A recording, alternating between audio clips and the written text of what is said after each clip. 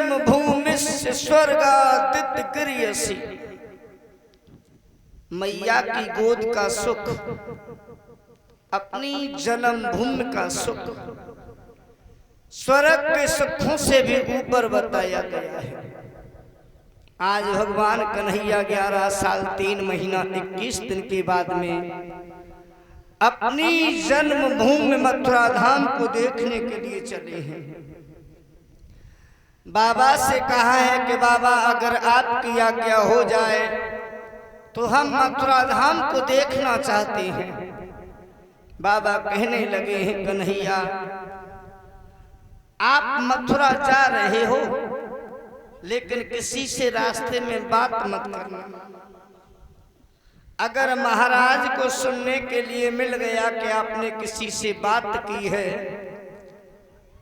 तो कंस बड़ा निर्दयी है, इसी बात पे वो तुम्हें जेल में डलवा देगा। कन्हैया कहने लगे हैं बाबा हम किसी से बात नहीं करेंगे, लेकिन मन में इच्छा है कि हम मथुरा धाम देखना चाहते हैं। बाबा से आज्ञा पाकर के भगवान कन्हैया जब मथुरा धाम को देखने के लिए गए हैं, आगे बलराम हैं, पीछे भगवान कन्हैया हैं। साथ वाले ग्वाला मथुरा नगर में ऊंचे ऊंचे भव्य मकान देख रहे थे। ग्वाला तो अटरियां देख रहे हैं, लेकिन कन्हैया सोच रहे हैं कि हमें कोई गोपी मिले जिससे हम अपने मन की बात कह सकें। आगे बढ़े हैं, देखा है कि एक गोपी अपना घूंघट काढ़ करके घड़ा लेकर के पनघट की ओर जा रही थी। भगवान कन्हैया ने आगे बढ़कर के गोपी के घूंघट को पकड़ लिया और गोपी भगवान कन्हैया के चंद्रमा जैसे चेहरे को चकोर बन करके देखने लगी।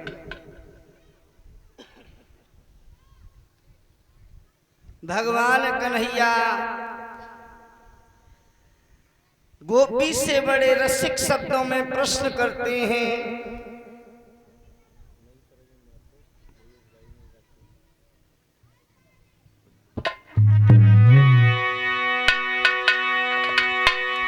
हंस करके कन्हैया बोले देखत की भोली भाली हो और इतना सुंदरी बता देना।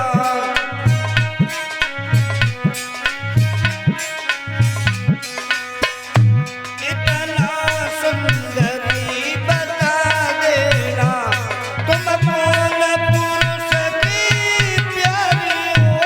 इतना सुंदरी बता देना।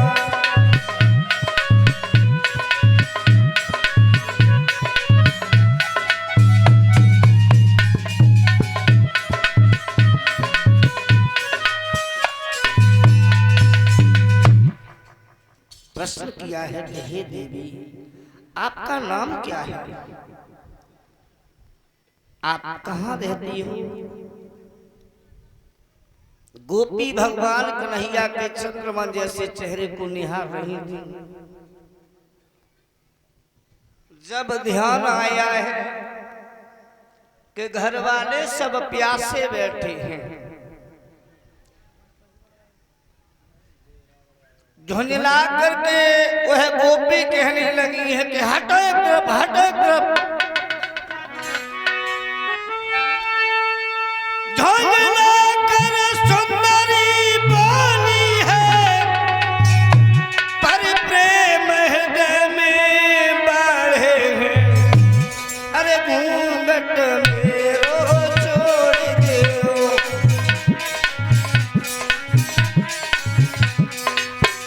अरे घूंघट मेरो छोड़ दो, तुम्हारे बजे तुम्हारे ठाड़े हैं। अरे घूंघट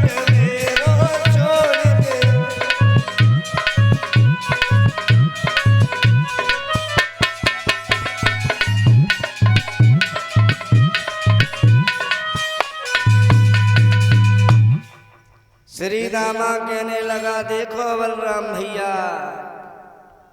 बाबा से कह करके आया था कि हम किसी से बात नहीं करेंगे। अब वो देखो बिना मुसलमान में खड़ो खड़ो वकीलायत कर रहा हूं। बलराम कहने लगे हैं, कन्हैया तुम्हें ये मालूम है कि वृंदावन गोकुल नहीं है, ये कंस का शासन है, मथुरा। क्या बात कर रहे थे? भगवान कन्हैया कहने लगे हैं, भैया मैं तो कुछ बात नहीं कर रहा था, वही हमसे आकर के पूछने लगे कि तुम कौन हो, कहाँ के रहने वाले हो। तुम में खड़े होकर के बताने लगा, इसमें मेरा क्या दोष है? दामा कहने लगा, भैया बातें तो मैया के पेट से ही बन रखना सीखा है, बातों में इससे पार नहीं पड़ेगी। बलराम कहने लगे, कन्हैया तुम आगे चलो, हम पीछे चलते हैं, देखें हमसे कौन बात करता है। बलराम आगे आगे चलने लगे हैं, कन्हैया आगे चलने लगे हैं, बड़े भैया बलराम पीछे चलने लगे हैं।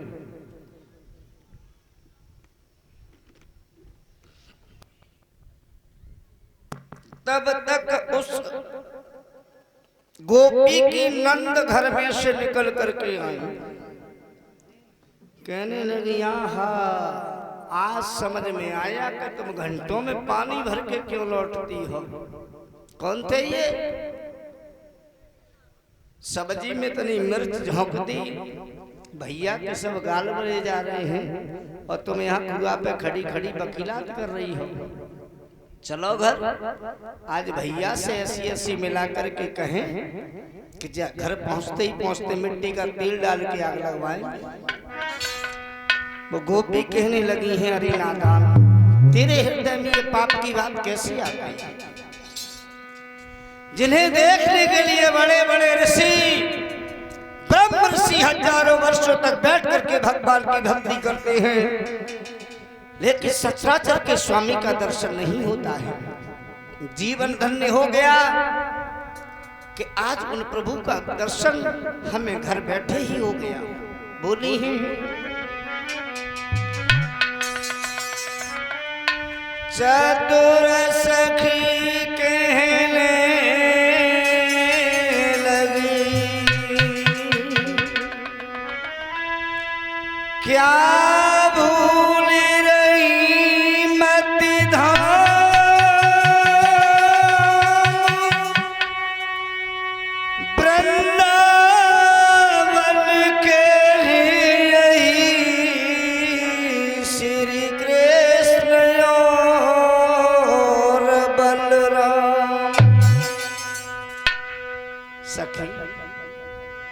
जिन कन्हैया और बलराम के नित्य ही चर्चा मथुरा में होते रहते हैं, ये वही तो कन्हैया हैं, वही बलराम हैं।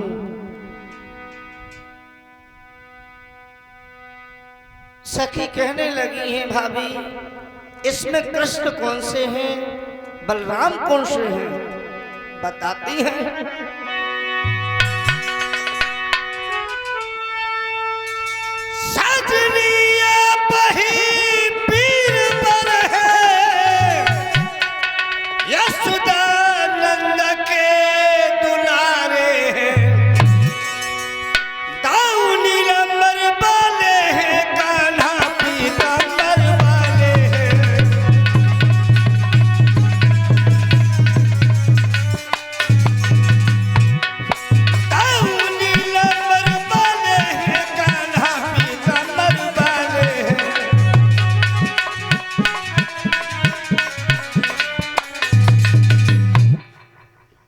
कहा जो पीले वस्त्र धारण किए हुए आगे चल रहे हैं वो कृष्ण हैं, उनके पीछे जो नीले परिधान में हैं वो उनके बड़े भैया बलराम हैं।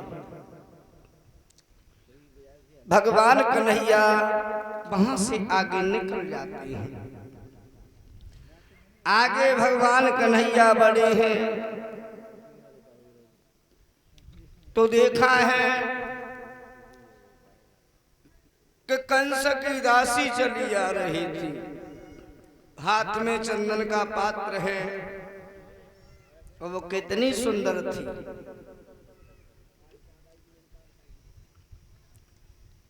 मुंह पे चिकन के दाग रहे, खोपड़ी में जुआ भरे, नाक से मोमबत्ती की फैक्ट्री चल रही, पीठ पे रोड जैसे ब्रेकर लगे रहे। ब्रह्मा जी ने जब पूरी सृष्टि की रचना की होगी, सबसे बाद में जो पूरा करकट बचा होगा उसकी ये ठोक पीट करके बनाई होगी। लेकिन उसके अंदर एक जौहर था, वो भगवान कन्हैया की शुद्ध प्रेम की दीवानी थी। सारे कुरूप को जोड़ी जाने ब्रह्मा ने उसको सिरजा था, वो तो तीन जगह से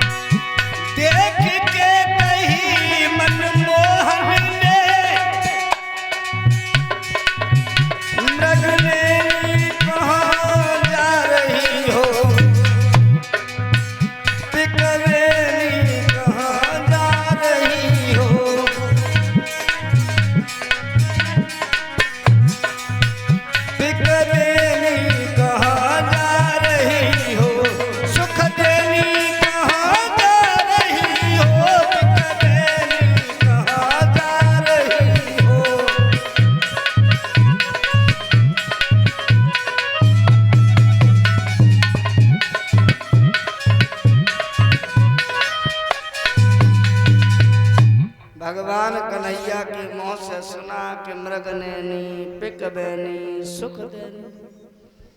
दामा कहने लगा, देखो बलराम भैया, जाके हाथन के छुए चना न चबे जाए, बस मृग नैनी पिक बैनी सुख देनी।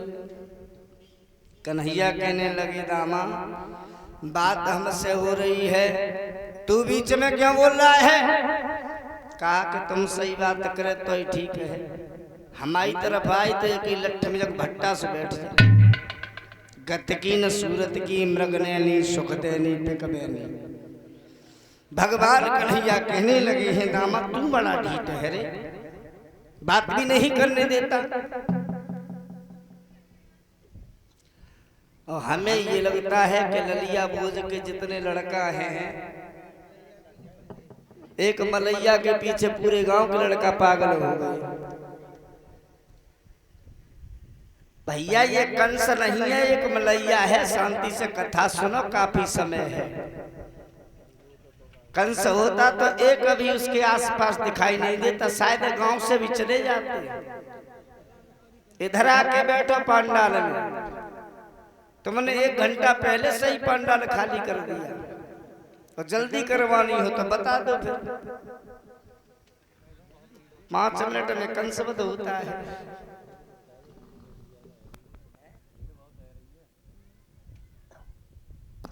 आ जाओ भैया, पंडाल में बैठ लो, वैसे भी भीड़ नहीं हो रही है, और 2-4 लोग आ रहे हैं, वो भी इधर उधर घूमो। जब भीड़ होती है तो कथा कहने में भी मन लगता है, और भीड़ नहीं होती है फिर मन नहीं लगता है।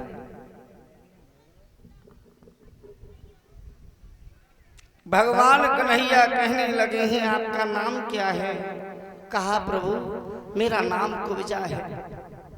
कहा, कुब्जा क्या तुम मेरे माथे पर तिलक कर सकती हो? कहा, प्रभु जीवन धन्य हो जाए अगर मेरे जैसी दासी को आपके मस्तक पर तिलक करने का सौभाग्य प्राप्त हो जाए। कहा, कुब्जा फिर तुम हमारे माथे पर तिलक करो। कुब्जा खूब उचकी तब भगवान कन्हैया की ठोड़ी तक पहुंची। कहा कुब्जा भैया आगे निकले जा रहे हैं, तिलक करो ना। कुब्जा कहने लगी प्रभु वो।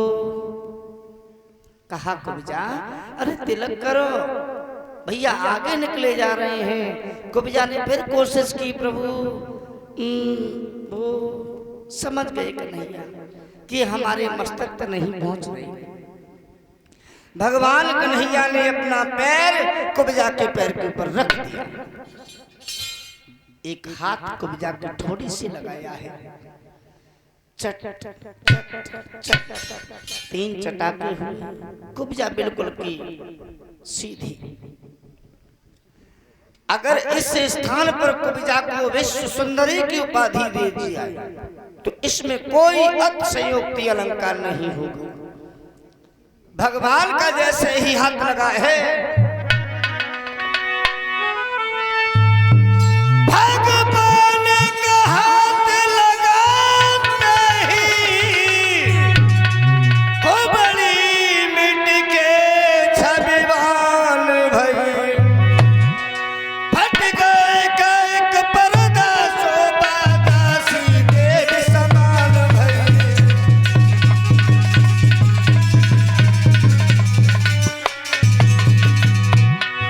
फट गए एक पर्दा शोभा दासी देव समान भई।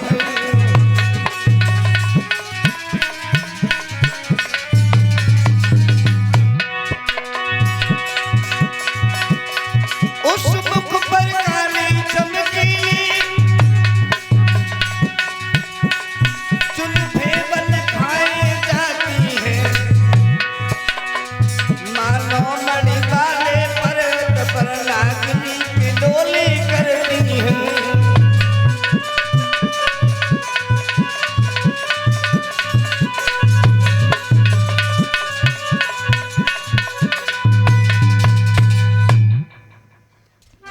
भगवान कन्हैया के जब मस्तक पर तिलक किया है, ओम चंदनस्य महत् पुण्यम पवित्रम पापनाशनम आपदाम हरते नित्यम लक्ष्मी तिष्ठति सर्वदा। तिलक किया है। भगवान कन्हैया ने कहा कुब्जा अब तुम घर जाओ।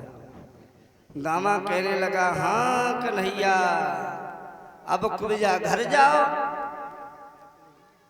गोकुल वृंदावन में दूध और दही चुरा चुरा करके जब खाया तो ऊपर ऊपर की मलाई तुमने खाई, छाछ रही तो हमें दे दी।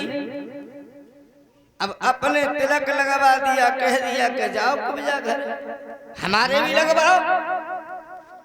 कन्हैया कहने लगे रामा अभी तो तू कह रहा था इसके हाथों के छुए चना भी नहीं चबे जाएंगे, अब तिलक कैसे कराएगा। दामा कहने लगा हमें क्या मालूम कि थोड़ी ही देर में पूरी रामलीला का ढांचा ही बदल जाएगा, हमारे भी तिलक करो। भगवान कन्हैया कहते हैं कुब्जा सभी सखाओं के तिलक करो। कुब्जा जब दामा के तिलक करने लगी है, दामा कुब्जा के कान से मुंह लगा करके कहने लगा है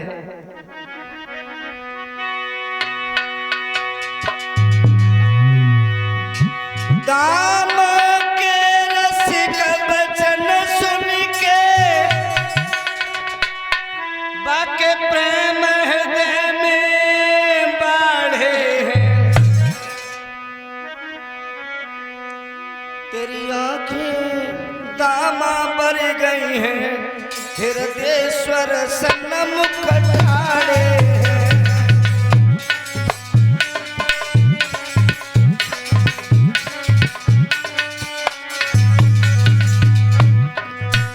तेरी आंखें दामा भर गई हैं, हृदयेश्वर सन्मुख ठाड़े हैं।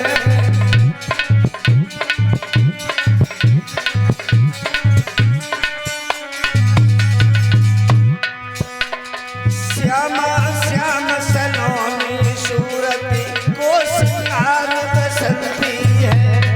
श्यामा श्याम सलोनी